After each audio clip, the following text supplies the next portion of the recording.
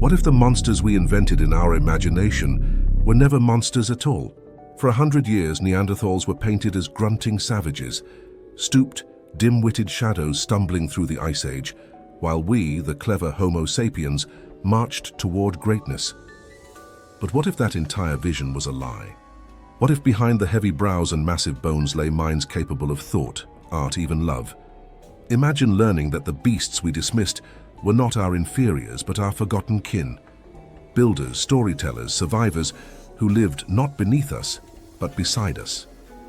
Could it be that the greatest mistake in human history was misjudging our own family? What if everything you thought you knew about Neanderthals was wrong?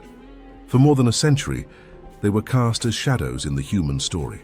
Lumbering brutes with heavy brows and heavier clubs, stumbling across the frozen wastes of Europe, while our ancestors, the so-called true humans, looked ahead with fire in their eyes and destiny in their hands. Yet what if this image, repeated in books, in museums, even in the way we casually joke about cavemen, was never true? What if these beings were not failed experiments in evolution, but survivors, innovators and kin, and the real error was not their supposed weakness, but our blindness, our desperate need to see ourselves as the only intelligent flame in the dark? The story begins in the middle of the 19th century, when quarrymen working in Germany's Neander Valley uncovered a strange skeleton. And Europe, caught in the turbulent grip of Darwin's newly emerging theory of evolution, was eager to prove humanity's uniqueness. Scholars studied the skull, low and elongated, the brow ridges massive, the limbs thick and strange, and to their eyes it looked like something less than human. So they declared it a degenerate, a primitive being doomed to extinction. And with that judgment, an entire species was condemned in the public imagination. Soon textbooks and illustrations showed Neanderthals as stooping, hairy figures dragging clubs. Museum displays presented them as evolutionary failures, and popular writers described them as savage beasts barely capable of thought. They became the other, the brutish counterpoint to our supposed refinement, a mirror against which Homo sapiens could declare superiority. But the earth does not lie forever, and bones buried in caves and riverbeds began to tell a different story, one discovery at a time.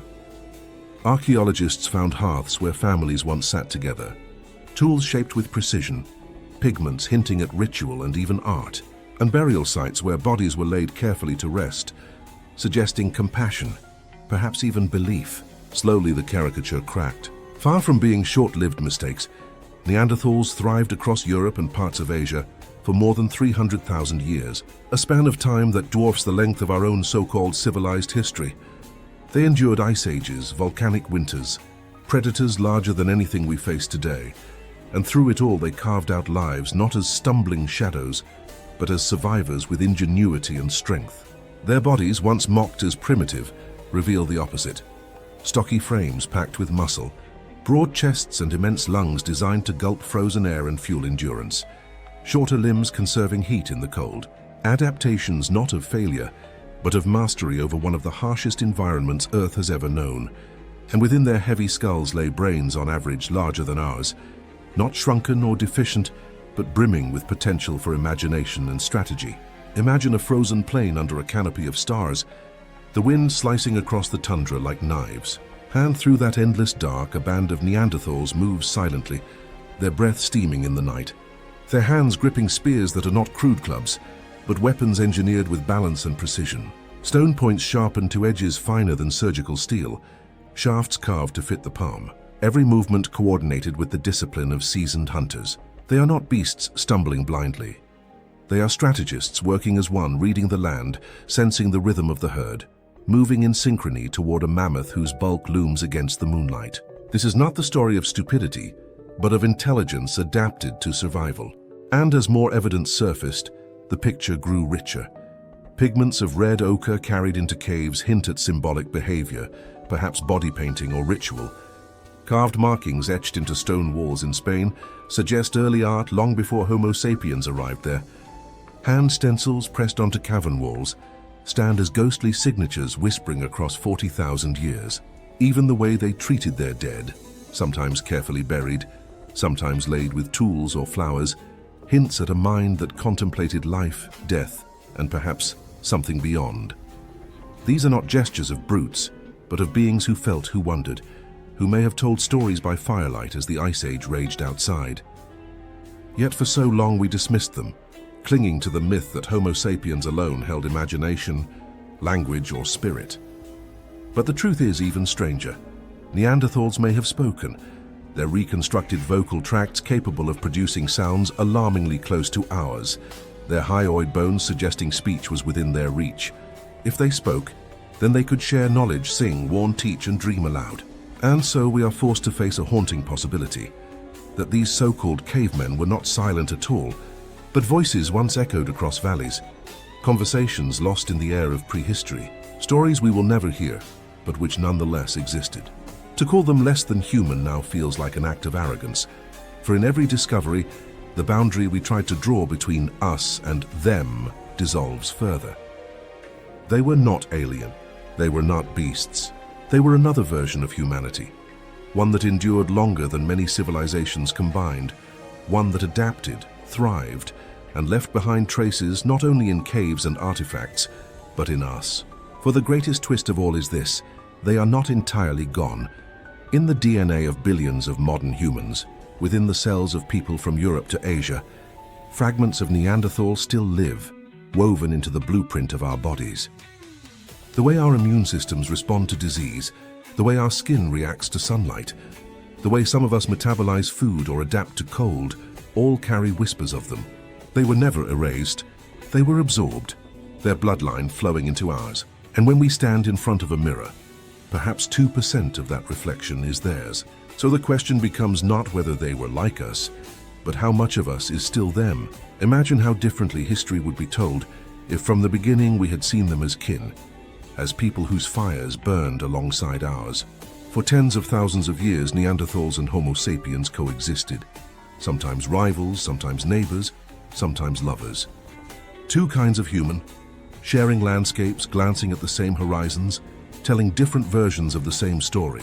And as their traces emerge from soil and stone, as each artifact and bone shatters another piece of the myth, we are left with a truth both humbling and unsettling: that intelligence wears many faces, and the creature we dismissed as a primitive brute was in fact another branch of the human family, one that shaped the world, endured its trials, and ultimately became part of us. They were never truly gone. They walk with us still, as shadows in our DNA, as echoes in our imagination, as a reminder that we were never as alone or as special as we believed.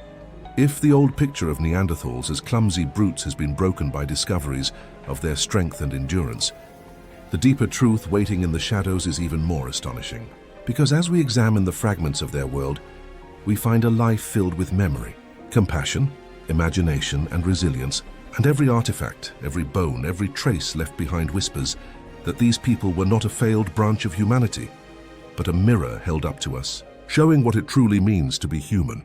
Step into a cave in Spain where torchlight dances across walls, marked with ochre lines and hand stencils that have lasted for more than 60,000 years, and realize these works were not ours but theirs, made long before our kind reached these lands. The first undeniable signs that Neanderthals painted, created symbols, and sought to leave something behind that would outlast flesh and fire. Art is not survival. Art is thought made visible, and the fact that they pressed pigment onto stone tells us their minds reached for beauty, for identity, for something beyond the hunt. And as we move from pigments to objects, we find eagle talons worn as pendants, shells pierced and strung as beads, bones etched with deliberate patterns, ornaments made not out of necessity but out of choice. The same impulse that drives us to wear jewelry, to decorate ourselves, to tell the world who we are. These were not gestures of beasts, but of people with pride, people with self-awareness, people who wanted to say, "This is me." And when we travel to Shanidar Cave in Iraq, we meet one of the most haunting reminders of their humanity: the skeleton of a man who had been maimed and crippled, his body broken, his arm withered, his sight and hearing damaged. Yet he lived for decades in a world where survival was brutally unforgiving. Alone he would have perished, but with his people he endured, cared for and protected. Proof that Neanderthals practiced compassion, empathy and community. Near him another body was found, its resting place scattered with traces of pollen. Perhaps flowers carefully laid in farewell. perhaps the first funeral bouquet in history. And though some argue the pollen may have blown in by chance, the possibility that they honored their dead is enough to send chills through time. For what could be more human than standing over the lifeless form of one you loved and whispering goodbye? These moments crack the false image we held for so long, revealing not shadows but people who felt grief, who loved, who hoped. And as their hearts revealed empathy, their hands revealed genius. For in the smoldering embers of their camps, we find the earliest evidence of controlled chemistry: birch tar, painstakingly crafted by heating bark in airtight conditions. Sticky resin used to haft stone blades onto wooden shafts. This was not instinct. This was invention, an understanding of heat and transformation, a mastery of fire as a tool for creation, and it made their weapons sharper, stronger, deadlier. These spears were not crude clubs, but composite tools engineered with balance and precision, carried with pride on the frozen plains. Proof that knowledge was shared, taught and preserved across generations. Imagine the fireside lessons, where an elder's scarred hands guided a child's fingers to carve stone, to twist fiber, to smear tar, passing wisdom as carefully as one passes a flame, ensuring that the spark of knowledge never went out. And their hunts reveal even more, not reckless charges but coordinated strategies. Herds driven into natural traps, ambushes planned with patience, massive animals weighing many tons brought down by foresight, courage and unity. Such feats demanded trust, demanded communication, demanded bonds forged as tightly as the spear points they carried. They were not aimless wanderers. They were organized, intelligent and deeply social. And the strangest truth of all is that they were never as separate from us as we imagined.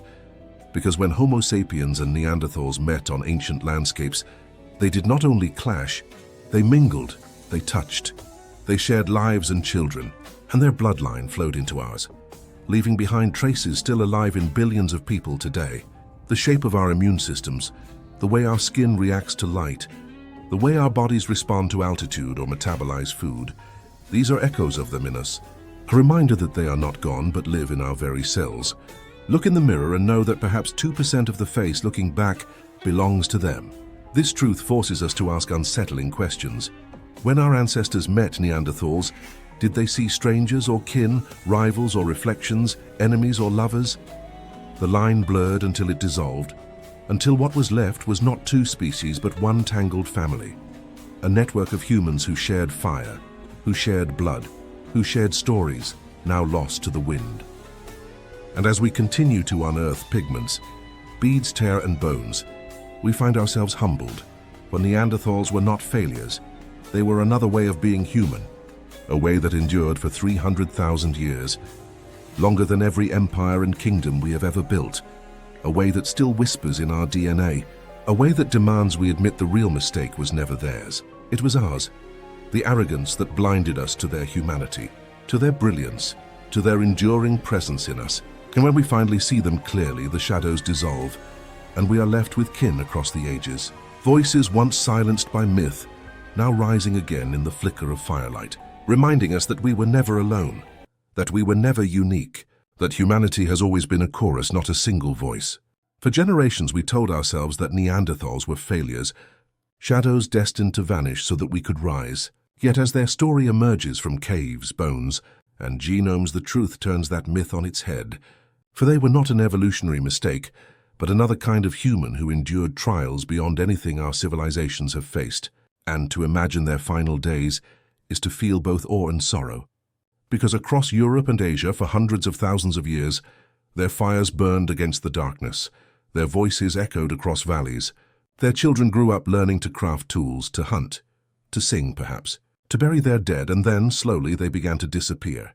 Their numbers dwindling as climates shifted, as Homo sapiens spread, as encounters brought both intermingling and competition, and it is tempting to frame this as a battle we won. But the deeper truth is that their story did not end in extinction alone, but in absorption. For parts of them live on in us, and so their so-called disappearance was really a merging. Their blood and memory folded into ours, until the two stories became one. Imagine the last bands of Neanderthals holding on in windswept caves on the Iberian Peninsula 30,000 years ago, lighting fires that flickered defiantly against the cold, while beyond the mountains waves of Homo sapiens pressed westward.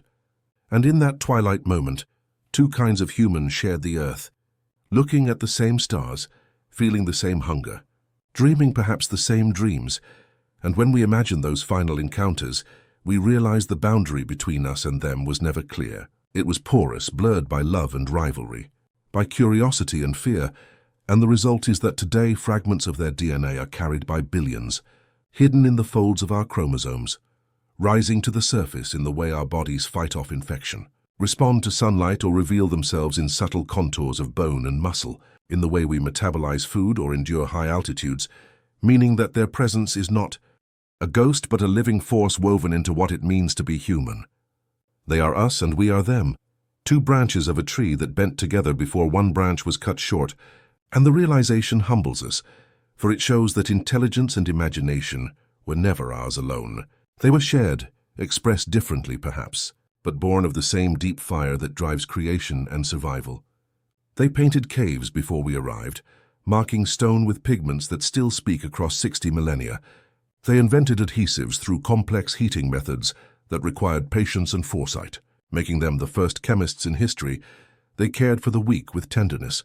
They may have sung songs beneath the stars, and they loved enough to bury their dead with care and meaning. Each of these truths shatters the caricature of brutish beasts and replaces it with the image of a people as layered and vibrant as ourselves, a mirror held up to our arrogance. To look back on them now is to see reflections of ourselves scattered across the ice and stone of prehistory, echoes that tell us humanity has never been a single path, but many intertwined. And the more we uncover, the more we must accept that their journey was not a failed experiment, but another way of being human, one that lasted far longer than our civilizations have yet endured.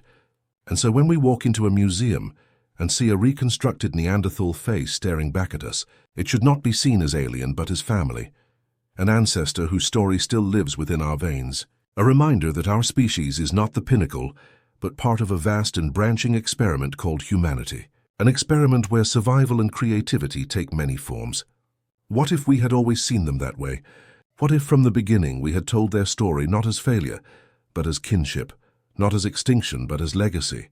Our understanding of ourselves would have been different, humbler, richer, more complete, perhaps shaping how we treat one another in the present. Now at last, as the myths crumble, we are learning to listen to their silence, to read their traces in stone and bone, to admit that the line between us and them is no line at all but a shared horizon.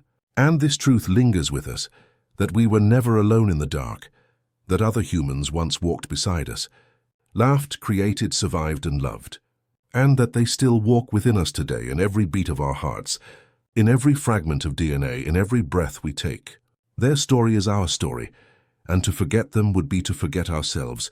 So let us carry them forward, not as shadows of failure, but as lights of humanity, reminders that we are part of something greater and older than we ever imagined.